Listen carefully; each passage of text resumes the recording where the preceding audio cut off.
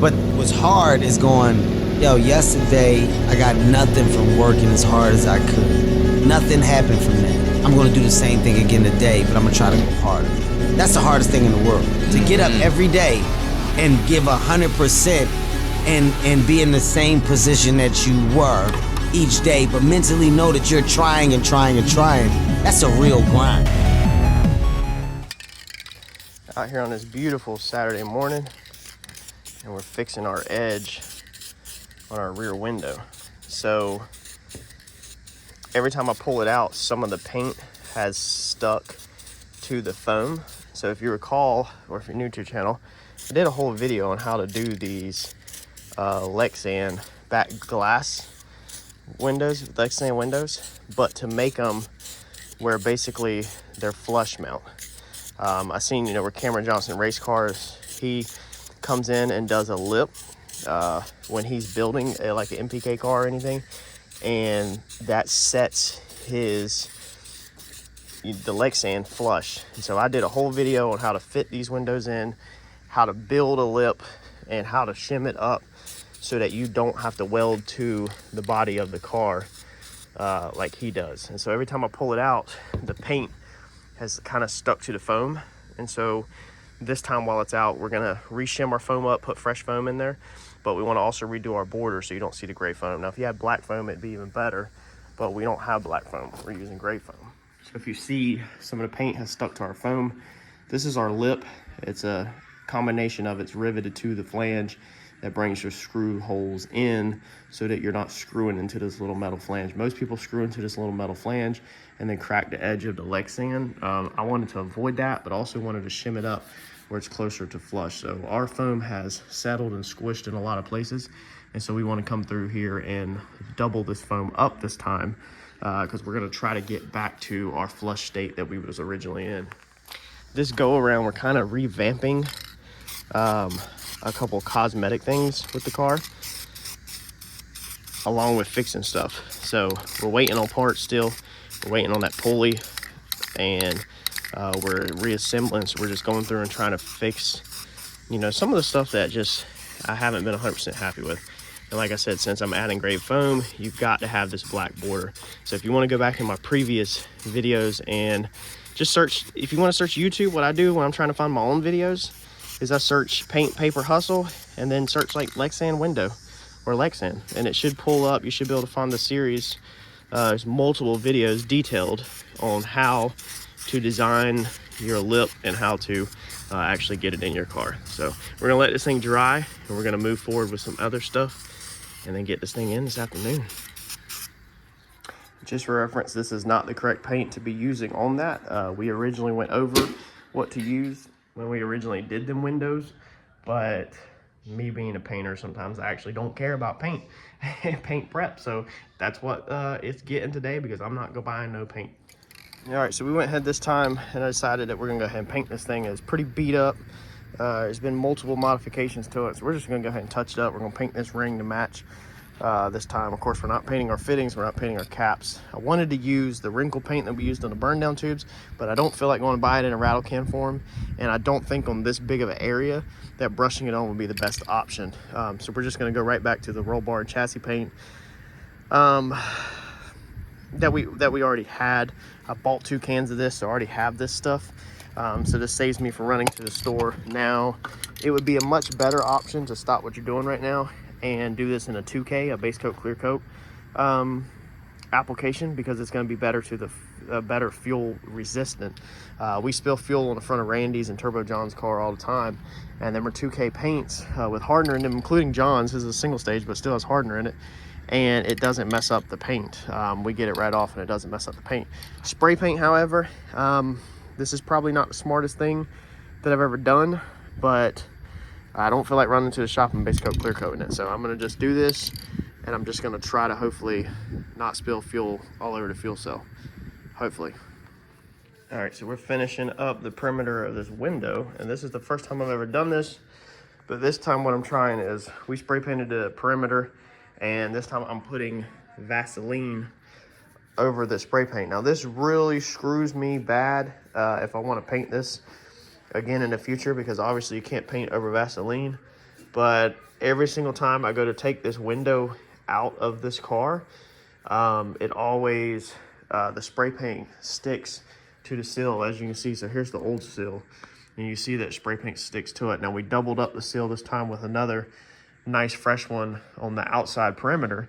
It'll still squish down probably to this, but it'll help it hopefully not squish down too much, and this one will hopefully seal it up from water, so it's watertight. I have had 0 leaks out of this setup on this car. And you'll have to go back, watch the previous video to see how we actually attached all of this together to keep us from having leaks. But that's what I'm hoping, that in theory, this time, this window won't leak out. Now, of course, when this Vaseline gets hot, it seems like every time I use it for O-rings and stuff like that, it kind of melts and oozes out. So I'm sure a lot of this is going to melt into this seal, is my theory, which is perfectly fine, because I just want it to not adhere itself to the seal, so that every time we take the back window out, it's freaking got spray paint stuck to there. Now, normally the window goes right back in, and you know, you don't see anything, but if it pulls your spray paint off and then it flakes off, then you're gonna, if it pulls it off the window and then it flakes it off of the seal, you're gonna see gray, because you're gonna have no spray paint there or no black paint, and the black paint around the perimeter is to keep from seeing all this. So I'm just hoping that this is one step to improve, but this is trial and error. I've never done this. Now, the smarter thing again would have been to go to the shop and base coat, clear coat the perimeter, because then it would have hardened up and we wouldn't have this issue. But I simply was just not trying to base coat, clear coat the perimeter of my Lexan window. This is our rear package tray deal. We built this a while back. I don't remember if I did a YouTube video on it, but it has a carbon fiber look. We went over in videos how to paint fake carbon fiber along with the whole rear of the car back here. Just like all of this in here has the carbon fiber look. When you look back in the back of the car at first glance, it almost looks like carbon, but it's not. We did videos on how to do all of that also yourself. So just got this thing wiped down. We're gonna throw this back in. That covers up this right here. It covers up this. It puts the package tray back there to help separate from here, even though it's not 100% airtight. And then we'll put our window back in. All right, so we got our back window put back in, and we are now gonna work on building our fire bottle mount. Now, this is a 5-pound bottle, and I looked for mounts for this thing, but they're not exactly affordable. So we've come in here and we've took some flat stock, 2 pieces of flat stock, lost the other one, okay? And I've roughly just bent them in the vise, just stick them in the vise like this. First I started in half, bent it both ways, and then I rolled it to the edge like that, just put a little piece in there, and then bend it some more, just using a simple pipe wrench. You know, you just put it on the end of the flat stock and just pull it around, and just keep bending both sides a little at a time until you get it to where it pretty much matches the radius of the bottle like that. So both of these pieces match the radius of the bottle. We're gonna use same thing Turbo John did. I actually welded his in his car when he redid it. It's pretty cool being able to help him. But we're gonna take these on mine. His, I welded a bar to the floor in the passenger side. So I just welded this bar straight to a roll cage, part of the roll cage. I did what he told me to do. That's how he wanted it. And then he just sits the bottle down like that. And then he puts hose clamps around the bottle to this. So it doesn't go nowhere. Now, his is locked in kind of, it's in a corner, so it can't really roll left or right. Mine's gonna hang off of the tube in the back here, just like we used to have before, where you can see my regulator through the window. So we're gonna utilize these clamps that we have. Again, you know, I'm a big clamp guy. So we're gonna clamp this to the roll cage, and then we're gonna use a piece of flats or a piece of round stock. I think that's too small, honestly, too thin of a gauge. This is probably more of the thickness we'll use. It's pretty thick stuff. I want this thing to be pretty safe. But we're gonna weld it like that to that, and then when the bottle goes in there, it'll sit on this tab. So this tab will go underneath it, and then the bottle will go up to that, and then these will be welded to this, and then there will be a clamp around it to hold it all together. So let's get this thing tacked together, and then I'll show you how it looks. All right, so we got this piece welded up. and I got a scrap bar so I can do the clamps. At first, I was literally just gonna weld it, and I was like, whoa, hold on, time's out. I was like, it's a very bad idea. I was like, because then you gotta put it in the car, and then it don't work, and it's crooked or something's off. So I was like, you gotta put it in some kind of fixture or a jig.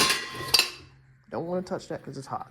But at least you can see it ain't gonna break. So we did the drop test live on YouTube for y'all. But that's basically how it's gonna be, okay? So you'll be on the roll bar like that, and of course you can tell the bottle sits in there. Rest down there on the end. That way when you load it in, you know exactly where it goes. And then we'll have 2 hose clamps that roll around here, and will catch on the back side of here. So they'll go to the tube here, not here. They'll go in here and here so that they can't slide. Okay, so they'll be wedged in between there and they can't slide.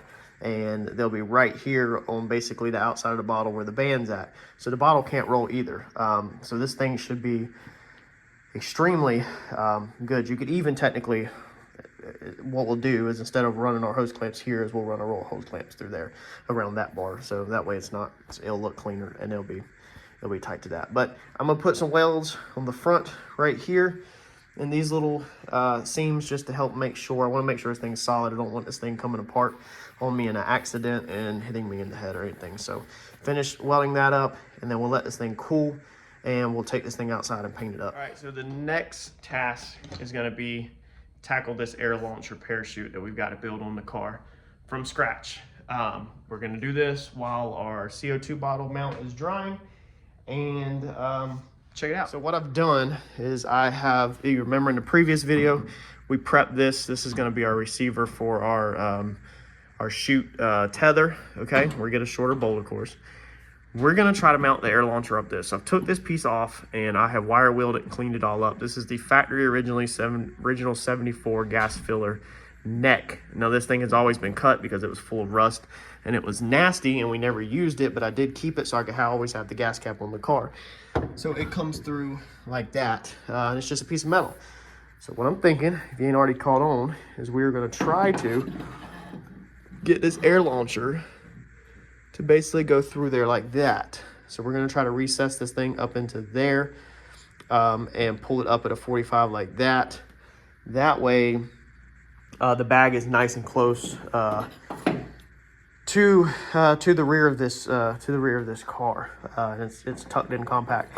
And then we will build the legs, hopefully, 2 off of here, this side right here, and this side, and then we'll have it where they also mount off of the bolt right there for the actual parachute bag. So first thing we need to do is put our launcher on a steel plate and stick it in there, ratchet strap it down to the inside probably to hold it in place, and then start fabbing our 2 upper legs. Man, y'all, I'm loving this change. Loving this change. So that thing is dead centered. It looks phenomenal. It is from here to the body of the car, 6 1/4, 6 1/4. So it is freaking dead on the money.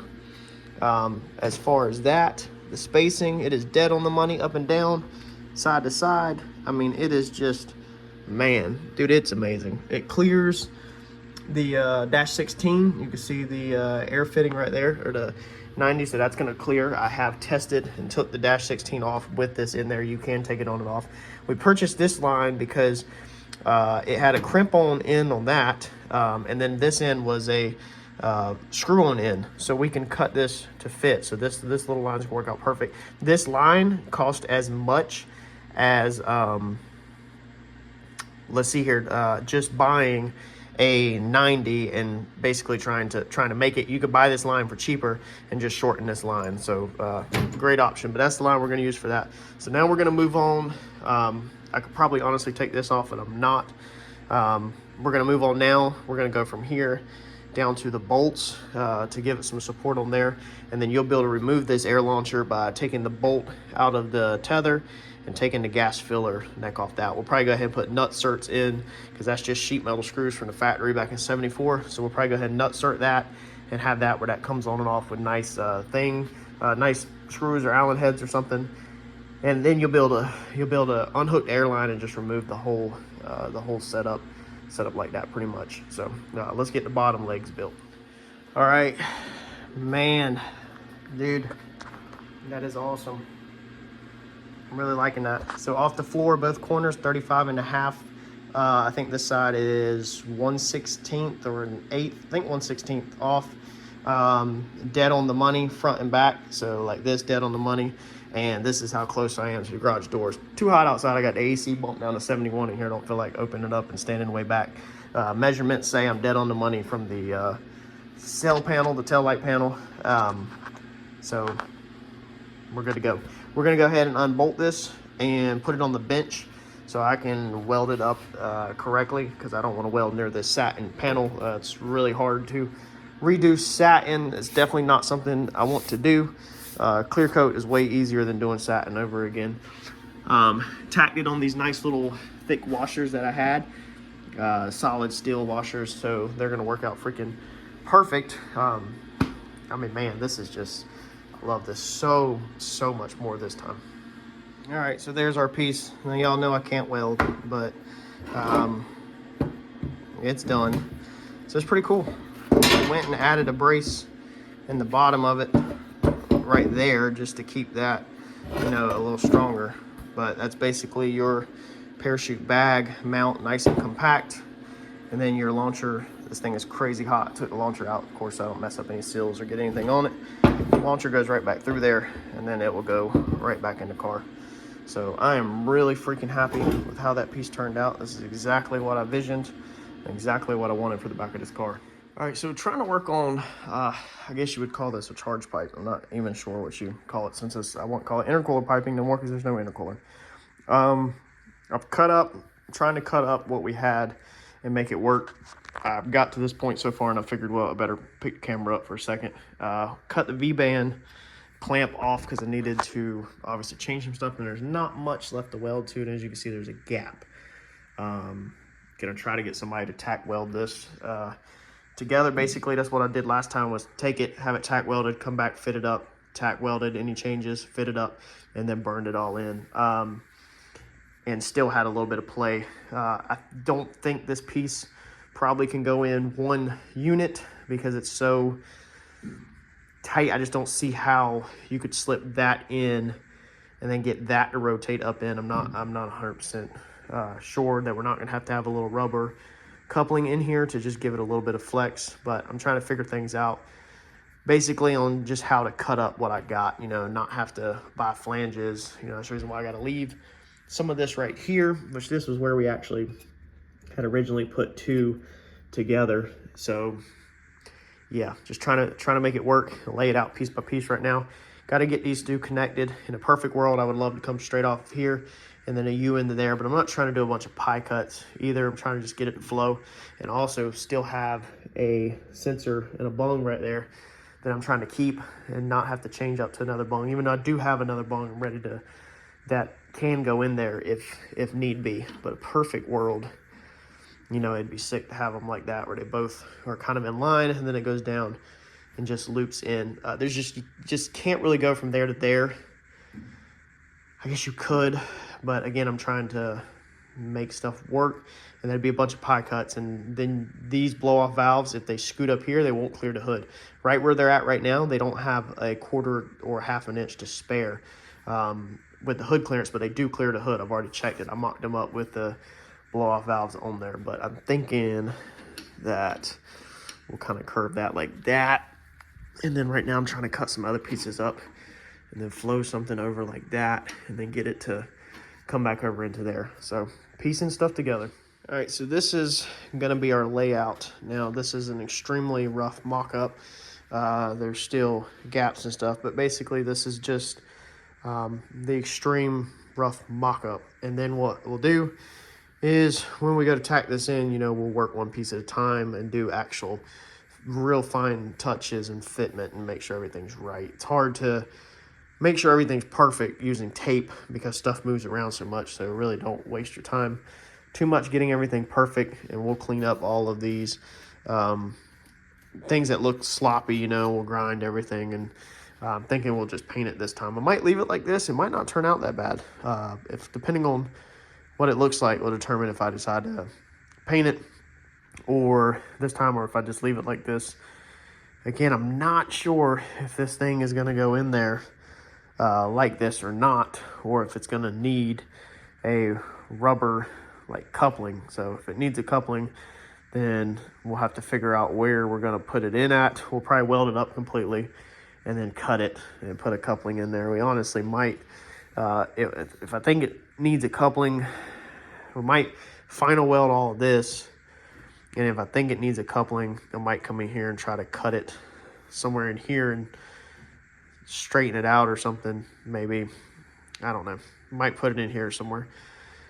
But yeah, that's basically how it is. That's just utilizing what I have, and not having to go out and make a bunch of changes, you know, and spend a bunch of money on piping and stuff like that. Hopefully we can get this welded up, and then I'll probably have to grind some of the welds down to so the V-band clears, but that should be okay, I'm thinking. And we do have room underneath there. I have it spaced off the bracket with cardboard, so I have accounted for all of that, but it's a tight fit.